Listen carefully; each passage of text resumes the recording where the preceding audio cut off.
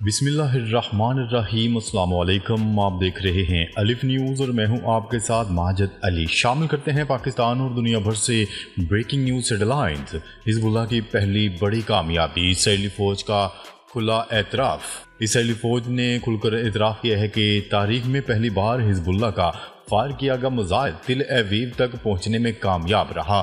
غیر ملکی خبرسا ادارے کی رپورٹ کے مطابق بدھ کے روز اسرائیلی فوج نے تصدیق کی ہے کہ لبنانی گروپ حزب اللہ کی جانب سے داغا گیا ایک میزائل پہلی بار تل اویو کے علاقے تک پہنچا۔ اسرائیلی فوج کے ترجمان نے اے ایف پی کو بتایا کہ ایسا پہلی بار ہوا ہے کہ حزب اللہ کا میزائل تل اویو کے علاقے میں داخل ہوا ہو۔ واضح ہے کہ آئی ڈی ایف کے فضائی دفاعی نظام آئرن ڈوم نے بھی میزائل کو روکنے میں بری طرح ناکام رہا۔ اسرائیلی فوج پر اس پر شدید برہمی کا اظہار کیا جا رہا ہے۔ ترجمان نے کہا کہ حزب اللہ کشیدگی میں اضافہ کرنا چاہتی ہے اور یقینی طور پر صورتحال کو مزید بگاڑنے کی کوشش کر رہی ہے۔ اسرائیلی فوج نے یہ بھی کہا کہ اس کے بعد اس نے جنوبی لبنان کے علاقے نفاخیہ سے میزائل داغنے والے لانچز کو نشانہ بنایا۔ دوسری جانب روئٹرز کے مطابق بدھ کو حزب اللہ نے ایک بیان جاری کیا اور کہا کہ ہم نے اسرائیلی خفیہ ادارے موساد کے تل اویو میں مرکزی دفتر کو ایک راکٹ کے ذریعے نشانہ بنایا۔ خبر کے اگلے حصے میں بات کرتے ہیں ہماری سلامتی کو خطرہ لاحق ہوا تو نیوکلیر ہتھیار استعمال کریں گے، روسی صدر ولادیمیر پوٹن نے خبردار کر دیا۔ روس کے صدر ولادیمیر پوٹن نے مغربی ممالک کو خبردار کر دیا ہے کہ دشمن نے اگر ایسے روایتی ہتھیار بھی استعمال کیے جن سے روس یا بیلاروس کی سلامتی کو خطرہ لاحق ہوا تو ان ممالک کے خلاف ماسکو نیوکلیر ہتھیار استعمال کرنے سے گریز نہیں کرے گا۔ صدر پوٹن نے یہ بات روس کی سلامتی کونسل کے اجلاس سے خطاب میں کہی، جس میں نیوکلیر ہتھیار استعمال کرنے سے متعلق ریاستی پالیسی کے بنیادی اصولوں کی وضاحت کی گئی۔ روسی صدر ولادیمیر پوٹن کا کہنا تھا کہ اگر روس پر ایسی ریاست نے جارحیت کی جس کے حملے میں ایٹمی ریاست شریک یا معاون ہوئی تو اسے روس کے خلاف مشترکہ حملہ تصور کیا جائے گا۔ انہوں نے مزید کہا کہ یہ بات بیلاروس کے صدر سے طے کی جا چکی ہے۔ نیوکلیر ڈیٹرنس سے متعلق بیلاروس کے ساتھ دیگر ممالک اور فوجی اتحادیوں کو بھی اس فہرست میں شامل کرنے کی تجویز پر غور کیا جا رہا ہے۔ ان کا یہ بھی کہنا تھا کہ ساتھ ہی ان خطرات کی فہرست میں بھی اضافہ کیا جا رہا ہے جن سے نمٹنے کے لیے یہ اقدامات کیے جائیں گے۔ ولادیمیر پوٹن نے کہا کہ نیوکلیر ہتھیار استعمال کرنے پر غور اسی لمحے کیا جائے گا جب دشمن روس پر میزائلوں اور اسپیس اٹیک ہتھیاروں سے بڑا حملہ کرے گا اور یہ ہتھیار روس کی سرحد عبور کریں گے۔ انہوں نے کہا کہ ان خدشات میں اسٹریٹجک یا tactical aircraft, cruise missile, drone, hypersonic یا دیگر طیارے شامل ہیں۔ صدر پوٹن نے خبردار کرتے ہوئے کہا کہ نئی پالیسی میں وہ شرائط واضح کر دی گئی ہیں کہ جن میں روس ایٹمی ہتھیار استعمال کر سکتا ہے۔ نیوکلیر ہتھیار ہی روس اور اس کے عوام کے تحفظ کی سب سے اہم ضمانت ہیں۔ صدر پوٹن پہلے ہی کہہ چکے ہیں کہ نیوکلیر پالیسی ایک ایسی چیز ہے جو حالات کے مطابق کی جاتی ہے۔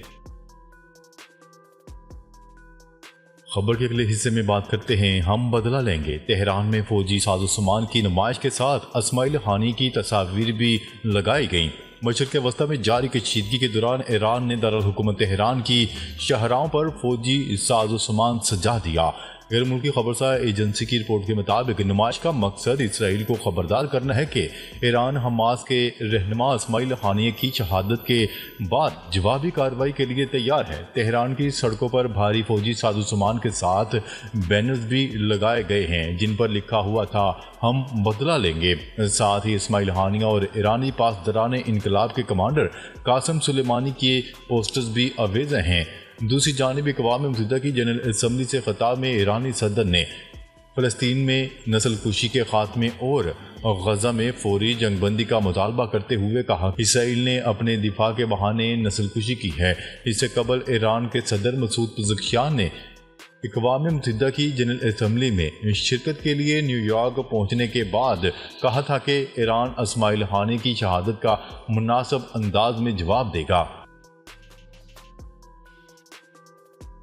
خبر کے اگلے حصے میں بات کرتے ہیں لبنان پر اسرائیلی بمباری جاری، 4 روز میں خواتین بچوں سمیت 600 افراد شہید، 9000 سے زیادہ بے گھر۔ اسرائیلی فوج کی لبنان پر گزشتہ 4 روز سے جاری وحشیانہ بمباری میں خواتین اور بچوں سمیت 600 افراد شہید اور 2500 سے زائد زخمی ہو گئے ہیں، جبکہ اموات میں اضافے کا خدشہ ظاہر کیا جا رہا ہے۔ عالمی خبرسائی ادارے کی رپورٹ کے مطابق لبنان کے جنوبی اور مشرقی علاقوں میں اسرائیلی فوج کی جانب سے اندھادھند بمباری کا سلسلہ بھی جاری ہے، جس کے نتیجے میں اب تک 50 بچوں، 94 خواتین، پیرامیڈکس، طالبات سمیت 600 افراد شہید ہوئے ہیں۔ اسرائیلی حملے میں حزب اللہ کے ریجنل اور مرکزی کمانڈر بھی شہید ہو گئے۔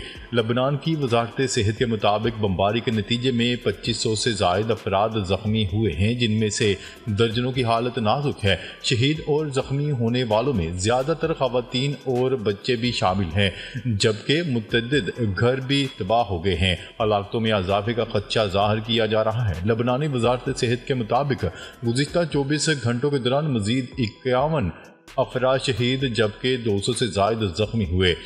الجزیرہ کی رپورٹ کے مطابق اسرائیلی فضائی کارروائیوں کے بعد متاثرہ علاقے ملبے کا ڈھیر بن گئے، جبکہ وہاں سے سینکڑوں شہریوں نے نقل مکانی شروع کر دی۔ خیال رہے کہ 2 روز قبل اسرائیلی فوج نے لبنانی شہریوں کو ٹیکسٹ میسج بھیجے تھے، جس میں انہوں نے حزب اللہ کے زیر استعمال گھروں اور عمارتوں سے دور رہنے کی ہدایت کی گئی تھی۔ حملوں سے قبل سائرن بھی بجائے گئے اور پھر آسمان سے ہر جانب سے بم معصوم شہریوں پر گرنے لگے۔ ہسپتالوں میں ایمرجنسی نافذ کر دی گئی ہے۔ دوسری طرف اسرائیل نے بھی 1 ہفتے کے لیے ملک بھر میں ایمرجنسی نافذ کر دی ہے۔ خبر کے اگلے حصے میں بات کرتے ہیں۔ پاکستان کے JF-17C لڑاکا طیارے آذربائیجان کی فضائیہ کے بیڑے میں شامل۔ پاکستان اور چین کے اشتراک سے بنائے گئے JF-17 لڑاکا طیارے آذربائیجان کی فضائیہ کے بیڑے میں شامل کر لیے گئے۔ روسی خبرسائی ادارے کی رپورٹ کے مطابق آذربائیجان کی وزارت دفاع نے پاکستان کی جانب سے فراہم کردہ JF-17C جنگی طیارے آذربائیجان کی فضائیہ کے بیڑے میں شامل کرنے کا اعلان کیا۔ خبرسائی ایجنسی کی رپورٹ کے مطابق آذربائیجان کے صدر نے پاکستانی فوجی حکام کے ہمراہ طیارے کی مہارت کا مشاہدہ کیا۔ آذربائیجان کے صدر نے جہاز میں بیٹھ کر بھی اس کا جائزہ لیا۔ خبرسائی ادارے کی رپورٹ کے مطابق JF-17C لڑاکا طیارے پاکستان ایروناٹیکل کمپلیکس اور چین کے چینگڈو ایئرکرافٹ کارپوریشن کے اشتراک سے تیار کیے گئے ہیں۔ روسی خبرسائی ایجنسی کے مطابق رواں سال کے آغاز میں پاکستانی میڈیا نے رپورٹ کیا تھا کہ آذربائیجان JF-17C لڑاکا طیاروں کی خریداری کا ارادہ رکھتا ہے۔ یہ معاہدہ تقریباً $1.6 ارب کی مالیت کا ہے۔ رپورٹ کے مطابق یہ جدید ترین ہلکے اور ہر موسم کے طیارے ہیں جو دن اور رات میں آپریشنز کے لیے ڈیزائن کیے گئے ہیں۔ خبر کے اگلے حصے میں بات کرتے ہیں۔ لبنان میں مکمل جنگ ہوئی تو لا تعلق نہیں رہیں گے، ایرانی وزیر خارجہ نے اسرائیل کو خبردار کر دیا۔ ایرانی وزیر خارجہ کا کہنا ہے کہ لبنان میں مکمل جنگ ہوئی تو ایران لا تعلق نہیں رہ سکتا۔ سلامتی کونسل کو امن اور سلامتی کو بحال کرنے کے لیے مداخلت کرنا ہوگی۔ ایرانی وزیر خارجہ کا کہنا تھا کہ خطہ بڑے پیمانے پر جنگ کے دہانے پر ہے۔ اسرائیل تمام ریڈ لائنیں کراس کر چکا ہے۔ اسرائیل کی قیادت کو سمجھنا چاہیے کہ ان کے جرائم کی سزا ملنی ہے۔ انہوں نے کہا ایران لبنان میں اسرائیلی مظالم اور قبضے کے خلاف دفاع کے لیے حزب اللہ کی حمایت کرتا ہے۔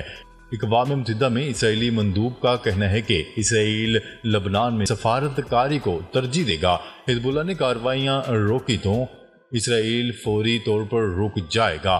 اسرائیلی مندوب کا کہنا تھا کہ سفارتکاری ناکام ہوئی تو اسرائیل تمام ذرائع استعمال کرے گا۔ خبر کے اگلے حصے میں بات کرتے ہیں۔ اسرائیل نے ناقابل شناخت لاشوں سے بھرا کنٹینر غزہ بھجوا دیا۔ واضح ہے کہ اسرائیل نے 88 فلسطینیوں کی ناقابل شناخت لاشوں سے بھرا کنٹینر غزہ بھیجا تھا۔ غیر ملکی خبرسائی ادارے کی رپورٹ کے مطابق غزہ کی وزارت صحت کے مطابق انہوں نے لاشوں کی شناخت کے بارے میں معلومات کے بغیر لاشیں لانے والا کنٹینر وصول کرنے سے انکار کر دیا۔ وزارت صحت نے بدھ کو ٹیلی گرام پر ایک بیان میں کہا کہ کنٹینر تب تک وصول نہیں کیا جائے گا جب تک اسرائیل متاثرین کے نام، موت کے وقت اور مقام کے بارے میں مکمل معلومات فراہم نہیں کرتا۔ غزہ کے سرکاری میڈیا آفس نے ایک الگ بیان میں ناقابل شناخت لاشوں کی ترسیل کو غیر انسانی اور مجرمانہ اقدام قرار دے دیا۔ فلسطینی وزارت صحت نے کہا کہ اسرائیلی فوج نے جان بوجھ کر ان فلسطینیوں کی شناخت چھپائی ہے۔ خبر کے اگلے حصے میں بات کرتے ہیں۔ سلامتی کونسل کو اپنی بنیادی ذمہ داریاں سنبھالنی ہوں گی، چین نے بڑا پیغام جاری کر دیا۔ چین کے وزیر خارجہ وانگ ای نے کہا کہ سلامتی کونسل کو بین الاقوامی امن اور سلامتی کو برقرار رکھنے کے لیے اپنی بنیادی ذمہ داریاں سنبھال لینی چاہیے۔ سرکاری خبرساں ادارے کی رپورٹ کے مطابق امریکی شہر نیو یارک میں اقوام متحدہ کے ہیڈ کوارٹرز میں یوکرین سے متعلق سلامتی کونسل کے اعلیٰ سطح کے اجلاس سے خطاب کرتے ہوئے چینی وزیر خارجہ وانگ ای کا کہنا تھا کہ تمام فریقین کو امن مذاکرات کے فروغ کے لیے حقیقی معنوں پر پرعزم ہونا چاہیے۔ انہوں نے اس سلسلے میں 3 اہم تجاویز پیش کی۔ پہلی تجویز دی گئی کہ صورتحال بہتر کرنے کے لیے بحران کی شدت کا احساس کرنا ہوگا۔ دوسرا، امن مذاکرات کے فروغ اور فریقین کو قائل کرنے کے لیے احساس ذمہ داری بڑھانی ضروری ہے۔ اور تیسری تجویز دی کہ بحران کے اثرات کا پھیلاؤ قابو کرنے کے لیے فوری احساس بھی ضروری ہے۔